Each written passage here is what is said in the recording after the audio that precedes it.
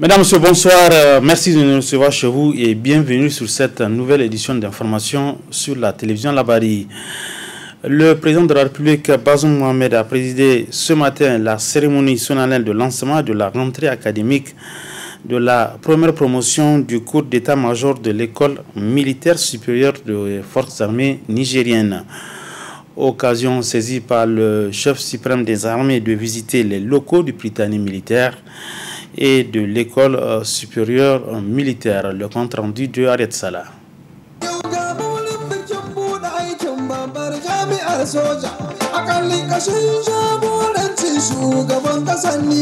Cette rentrée académique 2021-2022 à l'école militaire supérieure des forces armées nigériennes matérialise l'engagement du président de la République, Bazoum Mohamed, à accompagner les forces de défense dans leur mission de défendre l'intégrité du territoire. Ils sont au total 26 stagiaires nigériens pour cette rentrée qui constitue la première promotion de l'école. Cette dernière prépare les officiers aux guerres d'aujourd'hui et de demain, dira le commandant de l'école militaire supérieure.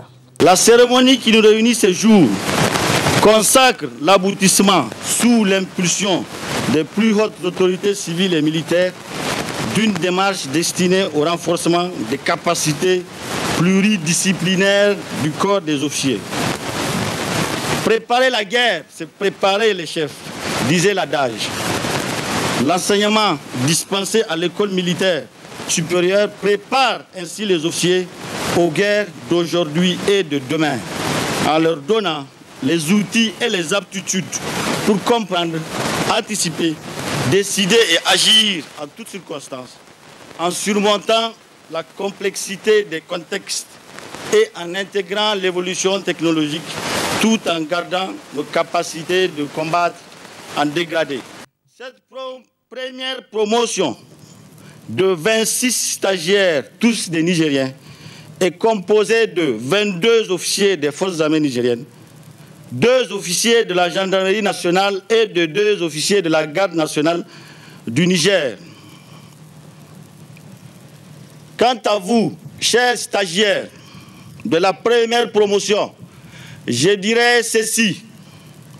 Vous avez l'honneur d'avoir été sélectionnés pour servir de pionniers de l'enseignement militaire supérieur du premier degré, entièrement conduit en national au titre de l'année académique 2021-2022.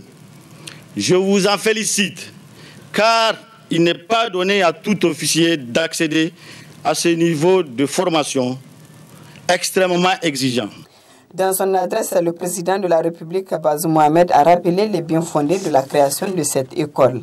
Pour le président, cette rentrée symbolise la victoire de nos forces de défense et de sécurité sur les terroristes. Il a aussi annoncé le grand projet dans la formation des forces de défense et de sécurité pour vaincre davantage les terroristes qui sèment la terreur chez la population. L'ouverture de cette école procède d'une nécessité lancinante eu égard aux grands défis auxquels notre pays est confronté depuis bientôt une décennie. Elle constitue en cela l'expression de notre engagement de nous doter de tous les instruments dont nous avons besoin pour assurer la sécurité de notre pays.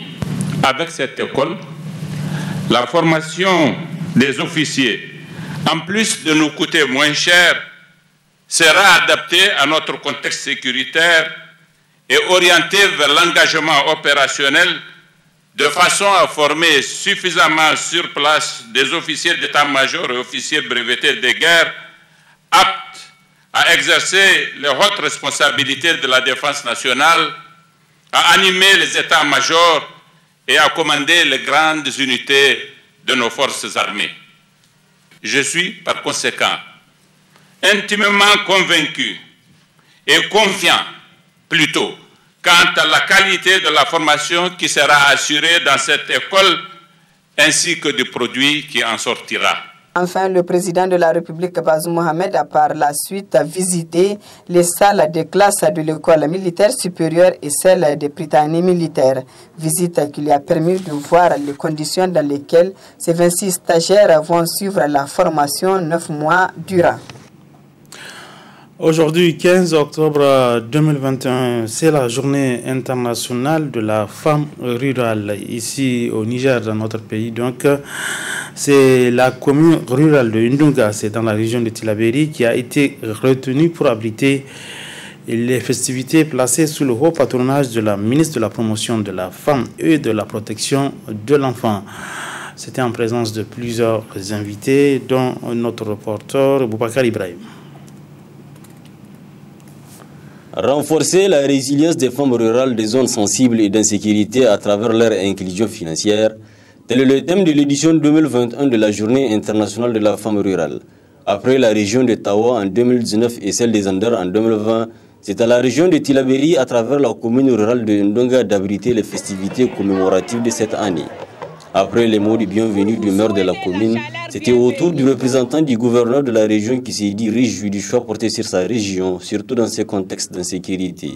L'organisation des activités commémoratives de la Journée internationale de la femme rurale, édition 2021, m'offre l'agréable occasion de témoigner toute notre gratitude et notre reconnaissance au ministère de la Promotion de la Femme et de la Protection de l'Enfant pour les efforts inestimables qu'il ne cesse de déployer pour l'amélioration des conditions de vie des femmes et surtout celles en milieu rural. Les femmes jouent un rôle majeur dans le développement des zones rurales et de l'économie nationale. Elles représentent en effet une part importante de la main-d'œuvre agricole, jouant un rôle crucial dans l'agriculture de subsistance ainsi que dans la production alimentaire. Une cérémonie hautement symbolique saisie comme occasion par les femmes de la commune rurale de Ndonga pour tresser des doléances à l'endroit de l'État et des partenaires. Les femmes en technique de transformation des produits agricoles, doter les groupements féminins en moulins à grains, doter les villages en mini-addiction d'eau potable, MAEP, favoriser le maintien de la jeune fille à l'école, mener des plaidoyers auprès de vos pères, la dotation du CSI de Ndunga d'une maternité, la création d'un laboratoire au CSI, création des centres d'alphabétisation pour les jeunes filles. Placée sous le haut patronage de la ministre de la Promotion de la Femme et de la Protection de l'Enfant, cette édition s'est vue unie pour rendre évident l'autonomisation de la femme, a martelé la ministre qui n'a pas manqué de saluer le concours de l'Organisation des Nations Unies pour l'alimentation et l'agriculture FAO dans cette dynamique. Après Garagou Moussa, commune de Takaïta, à Zender en 2020, c'est aujourd'hui le tour de la commune de Ndunga pour fêter la Journée internationale de la femme rurale. Il s'agit d'une tradition mémorable consacrée depuis plus de 7 ans, en vue de reconnaître et d'honorer le travail de nos vaillantes femmes rurales. Pourquoi la Journée internationale de la femme rurale? Parce que nous devons honorer les femmes qui sont moins rémunérées et travaillent dans des conditions très difficiles. Au terme de mon propos, je voudrais exprimer ma profonde gratitude à l'ensemble des partenaires techniques et financiers, notamment la FAO, qui nous accompagne pour l'autonomisation de la femme nigérienne en général et de la femme rurale en particulier. À travers le programme conjoint d'autonomie accélérer l'autonomisation économique des femmes rurales, c'est un important lot de matériel et de kits alimentaires qui a été offert aux femmes de la commune rurale de Ndonga pour les appuyer dans le développement d'une activité génératrice de revenus en vue de contribuer à l'égalité et à l'équité. Notre avenir est à portée de main. Avançons ensemble. C'est le thème de l'édition 2021 de la Journée mondiale du lavage de mains célébrée aujourd'hui. À cette occasion, le réseau des journalistes pour l'eau, l'hygiène et l'assainissement REGIA, avec l'appui de SUS-Aide, a organisé une activité. D'autres précisions avec Ismaël Oumouni. Geste simple mais avec plein de signification. Le lavage de mains permet de lutter contre des maladies, d'où l'importance d'une journée internationale célébrée chaque 15 octobre. Pour ainsi joindre l'utile à l'agréable, à l'occasion de cette journée, que l'ONG internationale SUS-Aide, toujours soucieux du bien-être de la population nigérienne, a réalisé cette mini-adduction d'eau potable au profit de plusieurs villages et hameaux de la commune de Kouré. La cérémonie qui nous réunit aujourd'hui En plus de cette commémoration de journée mondiale de lavage des mains, c'est assurément la réception de cette mini-AEP multivillage qui alimentera le village de Babousaï, de Daikana et d'autres villages environnants dans la commune de Kouré. Cette infrastructure est construite dans le cadre du projet approvisionnement en eau potable et à l'assainissement de Kolo. Ce projet d'une valeur estimative de 656 millions a prévu la construction de 5 mini-AEP, dont celle de Danchan de Tegui, qui est déjà réceptionnée et mise en service. En plus de cela, 20 blocs latrines dans les écoles et centres de santé sont construits dans le cadre de ce projet. Donc, en plus de cela encore, un important volet de renforcement des capacités des élus locaux est prévu dans le cadre de ce projet. Ainsi, toutes ces actions s'inscrivent dans le cadre de l'atteinte du programme sectoriel eau, hygiène, assainissement Prozera, qui vise à garantir l'accès à l'eau potable et aux infrastructures d'hygiène et d'assainissement aux populations nigériennes. À présent que ce joyau est mis en service, nous vous invitons à jouer pleinement votre rôle de maître d'œuvre. Cette célébration en grande pompe de la journée à Kouré a été rendue possible grâce au partenariat qui existe entre Suisse Aide et le réseau des journalistes pour l'eau, l'hygiène et l'assainissement REGIA. Cette journée est mise à profit par les États, les partenaires techniques et financiers et les OSC pour jeter un regard rétrospectif sur la situation de lavage de mains à travers le monde. Et cette journée vient à point nommé dans un contexte très spécial et particulier de la Covid-19. Tout le monde le sait, nous sommes à un moment critique où tout simplement le lavage de mains doit être quelque chose d'extrêmement important pour la riposte contre la Covid-19. Et alors, c'est dans un contexte particulier où le Niger actuellement, en tout cas, compte plus de 15 500 000 personnes qui défèquent à l'air libre. Avec, pour l'accès à l'eau potable, un Nigérien sur 2 n'a pas toujours accès à l'eau potable au milieu rural. Donc, dans ce contexte, en tout cas de la rareté des ressources naturellement en eau, de la rareté effectivement de toutes ces ressources naturellement que je viens de décrire, il est difficile effectivement de promouvoir les bonnes pratiques d'hygiène et d'assainissement, notamment lavage de mains à l'eau et au savon. Mais heureusement, avec l'appui de nos partenaires, nous sommes en train de multiplier des efforts pour interpeller les États, interpeller les communautés, naturellement les partenaires techniques et financiers, pour qu'ensemble, on crée une synergie d'action pour accompagner les politiques publiques à la matière. Cette synergie d'action de Suisse Aide et du REGIA est appréciée par la maire de la commune rurale de Kouré. Cette MAEP-MV d'une capacité de 30 mètres cubes alimentera 2 villages administratifs, Babousaï et Daïtedjougou, et 2 hameaux, Gouroukaina, Dandala, où des milliers de personnes ont des besoins d'eau importants. Par ailleurs, la disponibilité de l'eau potable est fondamentale pour assurer une bonne hygiène des mains en toute sécurité. C'est pourquoi la réalisation de cette mini-addition d'eau potable, en plus de répondre à une préoccupation majeure, contribue aussi à améliorer le respect des bonnes pratiques d'hygiène et d'assainissement. Il y a lieu ici de féliciter les efforts du réseau des journalistes pour l'eau, l'hygiène et l'assainissement REGIA, dont le partenariat avec Suisse Aide contribue à changer positivement les comportements de nos communautés en matière d'hygiène et d'assainissement. Cette journée était riche en animation à travers des chants et sketchs. Une visite des installations de la mini-adduction d'eau qui a sanctionné la fin de la cérémonie. La suite de cette édition d'information avec l'université Suisse UMF qui a offert ce matin un don en vivre à l'orphelinat Le Bon Samaritain. Ce don rentre dans le cadre de la semaine de l'étudiant de l'université Suisse UMF. Le compte rendu est signé Nafissa Zakou. Ce sous-financement propre des étudiants et du corps professoral de l'université Suisse UMF que ce don en vivre a été offert à l'orphelinat Le Bon Samaritain de Kouaratagui afin d'appuyer l'orphelinat dans la prise en charge des pensionnaires. ce dont rentre dans le cadre de la semaine de l'étudiant de SUS-UMEF University of Niger. C'est un don en vivres, donc il y a 20 sacs de riz, 10 sacs de couscous, 10 sacs de spaghettis, des bidons d'huile, du savon, du lait pour les nourrissons. Et c'est une contribution de la communauté SUS-UMEF. C'est la énième fois que nous faisons une activité de ce type. L'année passée, on était aux côtés, dans le cadre de la semaine de l'étudiant, on était aux côtés des patients de l'hôpital Poudrière. Et il y a 2 ans, nous étions encore ici au Bon Samaritain. Nous avons décidé de réitérer l'action avec le Bon Samaritain aujourd'hui. C'est très important pour nous, puisque nos étudiants sont conscients de leurs responsabilités et du fait qu'aujourd'hui, le monde a besoin d'une solidarité humaine.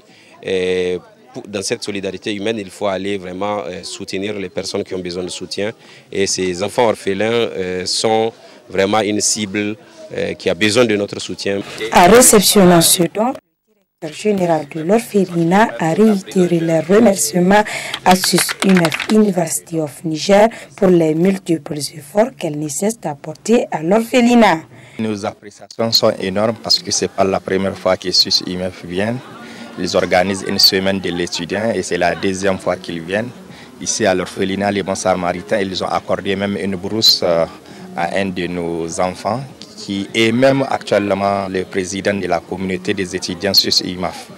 Donc c'est vraiment une fierté pour nous et une joie de les accueillir ici et avec ces dons qui est tellement utile pour les Bons Samaritains. Sachez que notre orphelinat n'a pas de subvention alimentaire. Nous ne vivons que par ce genre de dons. Donc c'est une joie grande qui nous anime, qui nous encourage à faire ce travail. Pour le directeur général de SUS-UMEF University of Niger, ce don doit servir de col aux autres bonnes volontés. Le syndicat national des agents contractuels et fonctionnaires de l'éducation de base, SINASEP, a rendu public une déclaration. Aujourd'hui même, dans celle-ci, Moukela Halidou et ses camarades ont dénoncé et fustigé les manquements observés dans les priorités contenues dans le programme Acte 3 de la Renaissance. La déclaration est lue par Moukela Halidou, il est le secrétaire général du SINASEP. Le BEN SINASEP, résolument engagé à défendre la dignité du corps enseignant et à se battre pour une éducation de qualité et accessible à tous, 1. Constate que malgré la profession de foi des autorités en place, les réponses claires aux préoccupations des enseignants et de l'école publique en général sont restées dans les discours. 2. Constate également beaucoup d'insuffisances dans l'organisation de la rentrée scolaire 2021-2022, notamment sur les affectations et l'acheminement des enseignants à leur poste, ce qui a pour conséquence la non-effectivité de cette rentrée, de la dite rentrée à cette date. S'oppose farouchement à la forte politisation du secteur de l'éducation, notamment les affectations et nominations, toutes choses qui constituent un frein pour le développement de l'école publique nigérienne. 4. Condamne avec la dernière énergie les harcèlements sous toutes ses formes entre les enseignants et leurs responsables académiques. 5. Condamne avec fermeté les allégations faites aux enseignants par certains responsables académiques sur les frais de COGES alors qu'ils sont les premiers responsables de cette situation. 6. Exige du gouvernement pour la stabilité et la quiétude sociale dans le secteur de l'éducation. 1. La tenue des états généraux de l'éducation pour une large concertation et un consensus de tous les acteurs autour du système éducatif nigérien. La réhabilitation de tous les enseignants contractuels révoqués pour respect du mot d'ordre de boycott, de l'évaluation organisée par le ministère de l'enseignement primaire en 2017, ainsi que les admis du spécial A et B. Le déblocage des matricules et la mise en solde de tous les enseignants régulièrement recrutés à la fonction publique depuis 2014. Le déblocage des comptes de certains enseignants contractuels, des avancements au choix, des indemnités de direction, ainsi que le paiement des rappels salaires et autres incidences financières. Condamne les abus de toutes sortes et demande l'annulation de toutes les affectations arbitraires qui s'accommodent beaucoup plus à des règlements de compte. Le retrait pur et simple du paiement des salaires des enseignants contractuels à Niger Post et la libéralisation des domiciliations de salaire dans les institutions bancaires choisies par les concernés. 2. Sur le développement du capital humain. Le Ben Sinaseb se félicite du processus amorcé dans le cadre de la professionnalisation du personnel enseignant à travers les premières décisions, dont celle issue du Conseil des ministres du jeudi 14 octobre 2021. Aussi, s'il faut se réjouir de la reprise du recrutement des contractuels à la fonction publique, après plus de 7 ans d'interruption, due par la seule volonté de nuire par les anciens dignitaires de la 7e République, il n'en demeure pas moins que le Ben Sinaseb condamne avec la dernière énergie la discrimination faite aux enseignants contractuels de l'enseignement primaire dans le cadre de ce premier recrutement. Mais aussi le quota de 2484 places prévues sur un total de 73 677 enseignants contractuels qui sont sur le terrain et qui attendent. C'est pourquoi le Ben Sinaseb, tout en encourageant le processus de recrutement à la fonction publique, exige du gouvernement l'ouverture systématique des recrutements au titre des années 2015, 2016, 2017, 2018, 2019, 2020 et 2021. Autre aspect de cette édition d'information, cérémonie officielle de lancement des activités de la première édition des journées scientifiques du résident. Cette activité est placée sur le thème formation médicale spécialisée au Niger, état de lieu, enjeux et perspectives. C'est l'association des médecins résidents du Niger qui a organisé cette cérémonie, n'est-ce pas, Hamza Sabou? Après le succès de leur premier atelier de formation sur l'éthique, les résidents se réunissent une fois de plus autour de cette activité, entrant dans le cadre de leur formation. Il s'agit d'une cérémonie de lancement de la première édition des journées scientifiques du résident, organisée par l'Association des médecins résidents du Niger.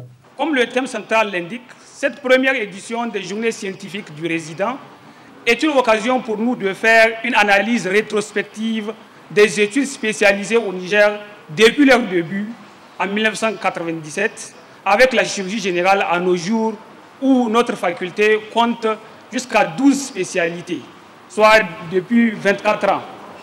Les enjeux restent majeurs dans le Conseil des Nations, surtout quand on connaît l'importance du médecin spécialiste dans l'amélioration de la qualité des soins de santé dans notre population, mais aussi les avantages économiques que cela procure en termes de coûts d'évacuation sanitaire et bien d'autres expertises médicales.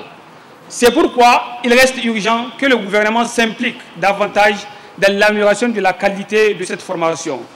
Pour ce faire, le gouvernement doit avoir une vision globale de tout le système afin de détecter les points faibles et de la formation spécialisée au Niger. Parmi ces points faibles, une attention particulière mérite d'être accordée aux résidents pendant sa formation. Le secrétaire général du ministère de la Santé a, dans son allocution d'ouverture, réitéré leur engagement pour améliorer les conditions de travail des résidents dans les hôpitaux.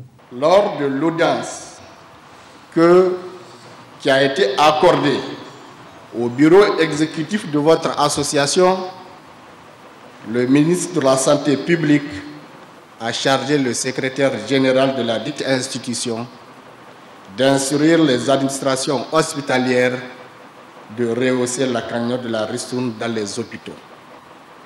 Nous avons également prévu d'organiser des recrutements ultérieurs de médecins en tenant compte de leur spécialité. Et dès 2022, donc très prochainement, à l'instar des autres corps médicaux et paramédicaux, les médecins spécialistes auront un quota appréciable et ils en bénéficieront aussi du déplafonnement de la grille salariale pour les médecins spécialistes. L'Association des médecins résidents du Niger exhorte les autorités compétentes à prendre les mesures adaptées pour redresser cette situation afin d'améliorer la qualité de la formation et rendre compétitifs les médecins spécialisés au Niger. Cérémonie officielle de signature de réception d'un cybercafé au quartier Nouveau Marché par l'autorité de régulation des communications électroniques et de la poste. C'était hier après-midi en présence du directeur général de l'Agence de modernisation des villes et du président du Conseil régional de la jeunesse. Retrouvons Hamza Sakou pour le compte-rendu. Dans sa mission d'accompagner la modernisation des villes au Niger, l'autorité de régulation des communications électroniques et de la poste suivit sa dynamique d'action. En témoigne la présente rencontre qui suivait la signature d'une convention de réception d'un cybercafé au profit de la jeunesse de Niamey. Comme dans toutes les régions du Niger, l'ARCEP accompagne la modernisation des villes en mettant un cybercafé par région à la disposition de toutes les régions. Et aujourd'hui, cette fois-ci, c'est le tour de Niamey pour qu'elle soit suffisamment opérationnelle et qu'on signe une convention. C'est dans ce cadre-là que nous nous retrouvons. Nous espérons, j'ose espérer que ça sera bien utilisé et que la jeunesse va vraiment mettre plus de temps à faire quelque chose d'utile ici que de perdre son temps à faire des activités inutiles. Pour l'Agence de modernisation des villes, cette action est à saluer. Je voudrais saluer cet appui de l'ARCEP qui rentre effectivement dans le cadre de la modernisation des villes. Nous savons qu'aujourd'hui, les nouvelles technologies sont à la portée de la jeunesse particulièrement et nous devons concilier cette opportunité de telle manière que ça puisse être un outil de développement et plus particulièrement un outil de développement urbain. Et cet espace a été ménagé de manière multifonctionnelle avec plusieurs activités. Le Conseil national de la jeunesse remercie l'ARCEP pour avoir doté la jeunesse de ce joyau, la permettant ainsi d'avoir plus accès au web et l'ensemble des services qui y sont associés. Quel citoyen pour le Niger? C'est le thème d'une conférence qui a eu lieu hier au Centre culturel français Jean Rouge de Niamey. Le résumé de cette conférence débat avec Abdelrazak Léo. Quel citoyen pour quel Niger? C'est sous ce thème que s'est tenu ce nouveau numéro de la conférence Débat d'idées initiée par l'Université du bien commun depuis plus de 10 ans. L'ambition qui nous a amené à organiser ce débat d'idées ouvert à tout le monde est celle de nous aider à mieux lire la réalité, tenter d'avoir des yeux différents qui puissent nous permettre de transformer la réalité et ne pas la prendre comme quelque chose de naturel et définitivement acquis. Par exemple, cette année, le choix que nous avons choisi, je le trouve particulièrement éclatant. Quel citoyen pour quel Niger? Et je pense que nous avons besoin de gens qui réfléchissent sur leurs droits, sur leurs devoirs, à la lumière et dans le cadre de la Constitution que nous avons ici dans notre pays. Et pour ce faire, des conférenciers de qualité qui au rendez-vous. Nous rêvons d'un Niger souverain, d'un Niger uni, d'un Niger solidaire, n'est-ce pas, et d'un Niger respectueux des droits de l'homme, d'un Niger où c'est le principe de gouvernement du peuple, par le peuple et pour le peuple. Et donc pour arriver à ça, il va falloir qu'on ait un modèle de citoyens, des citoyens qui puissent connaître leurs droits et qui puissent les défendre, mais aussi et surtout des citoyens qui connaissent leurs devoirs et qui puissent s'acquitter également de ces devoirs-là. C'est un thème d'actualité, je pense que parce que tant qu'on ne définit pas le type de citoyen que nous avons besoin pour ce pays, il est difficile également de mettre le pays sur les rails que nous souhaitons. Cette conférence se tient au CCFN tous les deuxièmes mercredis du mois.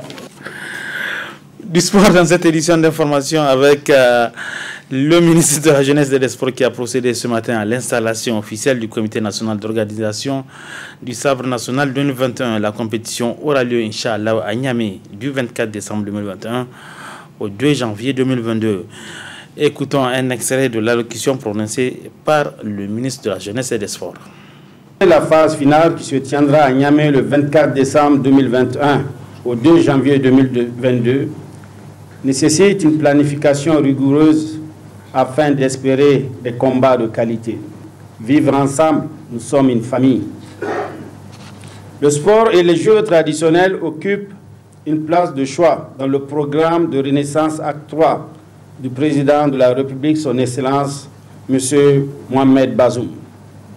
Aussi, le Premier ministre, chef du gouvernement, dans la déclaration de politique générale du gouvernement, a pris l'engagement d'étendre les avantages des pratiques physiques et sportives à toute la population du Niger, par le biais notamment de la promotion des jeux traditionnels. Pour ce faire, cette cérémonie officielle sonne la mobilisation de toutes les parties prenantes de la lutte, autorités, dirigeants, lutteurs, techniciens, sponsors, journalistes, sportifs, sans être exhaustif.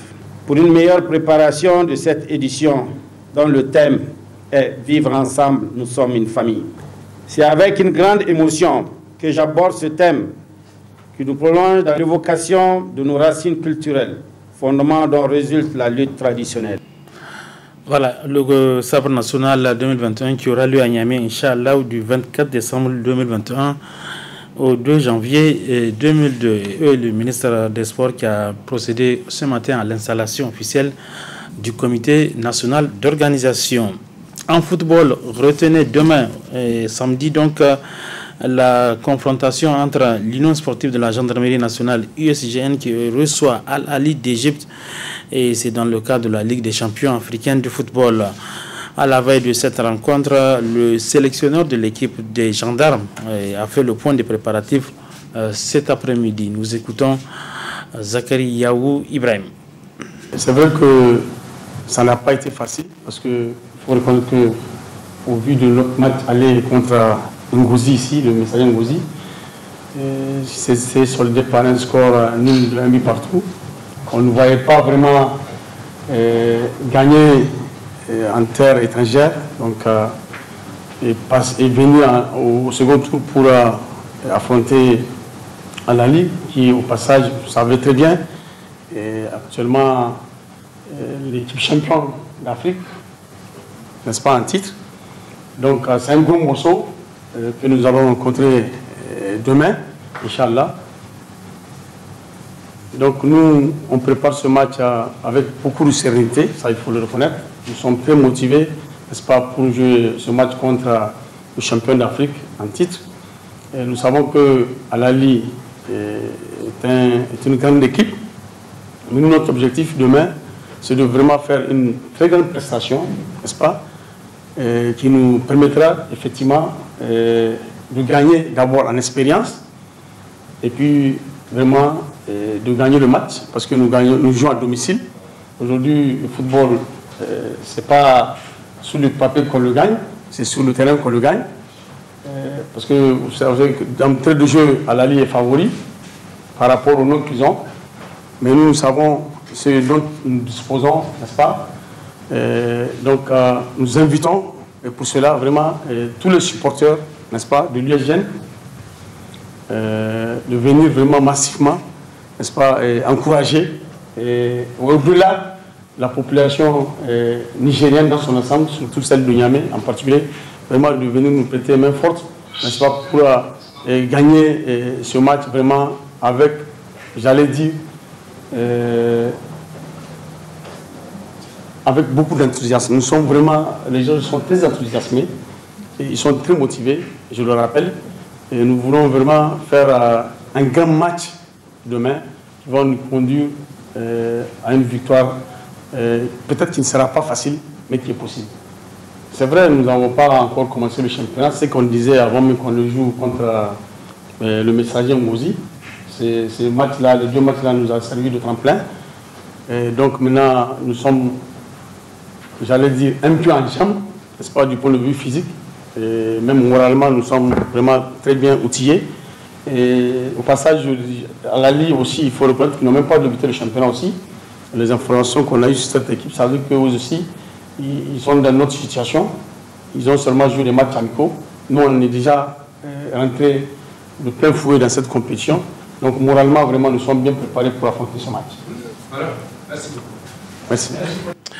Voilà, rendez-vous tous donc demain au Stade Général Séné-Conti de Niamey pour pousser l'Union sportive de la gendarmerie nationale à la victoire contre le club égyptien d'Al Ahly. Et c'est sur cette note de sport que prend fin cette édition d'information. Mesdames, Messieurs, merci à vous de l'avoir suivi. Bon début de week-end à tous. Bonsoir.